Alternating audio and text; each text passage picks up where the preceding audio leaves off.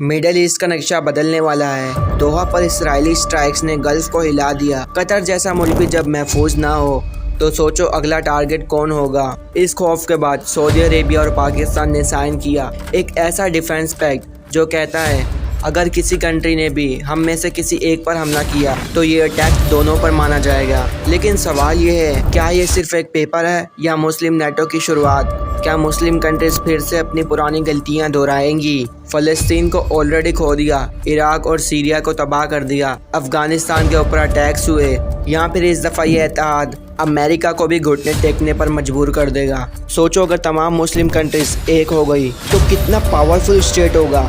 लेकिन अगर ये इत्तेहाद ना हुआ तो अगला नंबर किसका होगा और क्या क्या खोना पड़ेगा मुस्लिम उम्मत को? इस्तांबुल, सऊदीया, कतर या पाकिस्तान? कतर पर जो स्ट्राइक्स हुई उनका एम इसराइली रिपोर्टिंग के मुताबिक हमास के सीनियर फिगर्स को निशाना बनाना था जो दोहा में मेडिएशन के लिए थे। यहाँ समझना ज़रूरी है कि हिस्ट्री हमें क्या सिखाती है। मुस्लिम कंट्रीज अक्सर यूनिटी का नारा लगाती रही हैं लेकिन ग्राउंड रियलिटी पर कभी सच में एक प्लेटफॉर्म पर नहीं आए। इस वजह से बहुत बड़े नुकसानात उठाए गए। सब ने अपने अपने मफादात और फ़ायदे के लिए काम किया। 1948 से लेकर आज तक फ़लस्तीनियों ने अपनी ज़मीन और आज़ादी के लिए लड़ाई की, लेकिन अरब मुल्कों की डिवीज़न की वजह से इसराइल मजबूत होता गया और फ़लस्तीन कमज़ोर हो गया।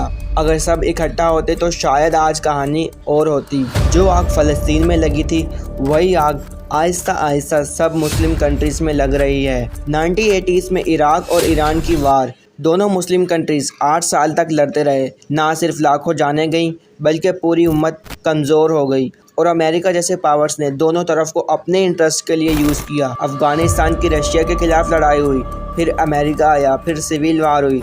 मुस्लिम कंट्रीज़ ने मिलकर कोई स्ट्रेटजी नहीं बनाई और रिज़ल्ट ये आया कि अफ़गान अवाम 40 साल से पीस नहीं देख सकी। पाकिस्तान का सऊदीया के साथ अलायंस इंडिया के लिए एक सिक्योरिटी हेडेक है, क्योंकि इंडिया हमेशा चाहता है कि पाकिस्तान आइसोलेटेड रहे। अब पाकिस्तान गल्फ़ की बड़ी ताकत के साथ खड़ा है। अमेरिका और इसराइल दोनों नहीं चाहते कि मुस्लिम कंट्रीज़ एक दूसरे के इतने करीब हो जाएं कि एक मिलिट्री ब्लॉक ही बन जाए। उनके लिए सबसे बड़ा खतरा मुस्लिम नेटो है, इसलिए वो ज़रूर कोशिश करेंगे कि इस पैक्ट को कमज़ोर करें या नए कॉन्फ्लिक्ट्स क्रिएट करें। इस्लामिक नरेशंस में ये भी आता है कि एक वक्त आएगा जब कॉन्स्टेंटिनोपल यानी तुर्की का इस्तांबुल मुसलमानों के हाथ से भी निकल जाएगा। मतलब अगर मुस्लिम यूनिटी नहीं हुई तो मज़ीद ज़मीनें और रिसोर्सेज खोने का रिस्क बढ़ जाएगा। सुपर पावर्स मुस्लिम वर्ल्ड को डिवाइड करके अपना कंट्रोल और बढ़ाएगी। इकनॉमिक मज़ीद डिपेंड होती रहेगी IMF, अमेरिका और यूरोप पर। छोटे मुल्कों का मुस्तकबिल गुलामों जैसा हो जाएगा, अपना फैसला खुद नहीं कर पाएंगे। सोचो अगर मुस्लिम कंट्री सच में इकट्ठा हो जाएं, अपनी कंट्री, अपनी आर्मी, अपना इकनॉमिक ब्लॉक और अपना न्यूक्लियर शील्ड बना लें।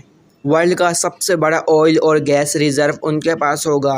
न्यूक्लियर पावर्स के साथ एक डिटेरेंट फोर्स रेडी होगी। इकनॉमी अपनी करेंसी में होगी, डॉलर का प्रेशर कम हो जाएगा। अमेरिका, इसराइल और उनके एलाइज को 100 बार सोचना पड़ेगा कि अब कैसे अटैक करें।